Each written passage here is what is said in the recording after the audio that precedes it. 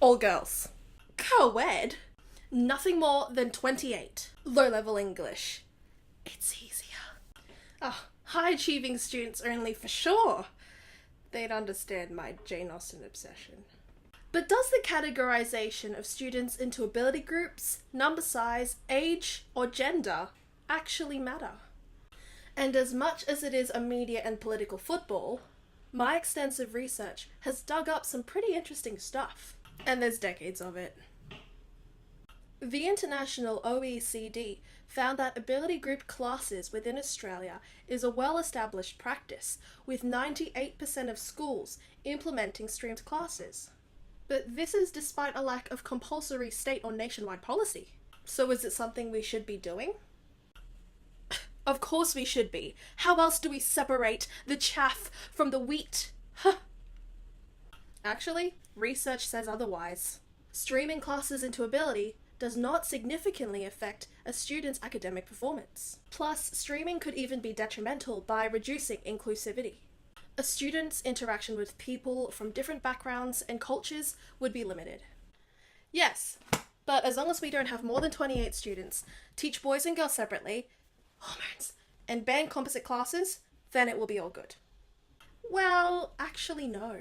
Although smaller classes did facilitate closer student-teacher relationships, and there were some links to pupil engagement and attendance, it still isn't a significant determining factor in a student's academic performance. When it came to students being placed in composite classes, students neither performed better nor worse academically compared to homogeneous age classrooms.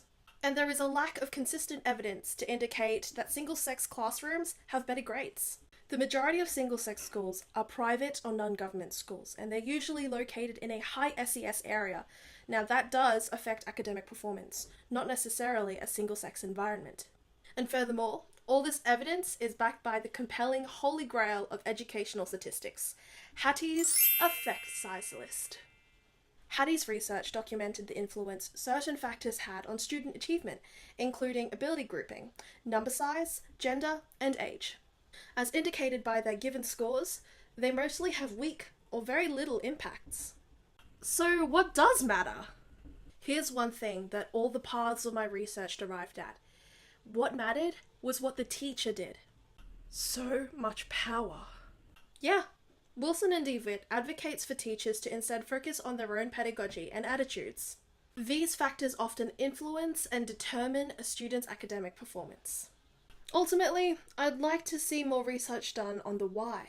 Why that despite all the overwhelming evidence and anecdotes, why do we still enact practices that assumes streaming, gender, age grouping, and class size affects academic ability? When students are categorized into can and cannot, this affects a teacher's expectations for student performance, even to the detriment of the learner. The classroom will always be a unique smorgasbord of students.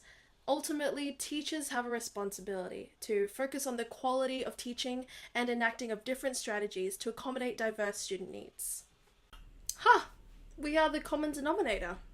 Precisely. It isn't about how we can better label our students for the optimal classroom. Effective learning and academic achievement is determined by a teacher's ability to adapt.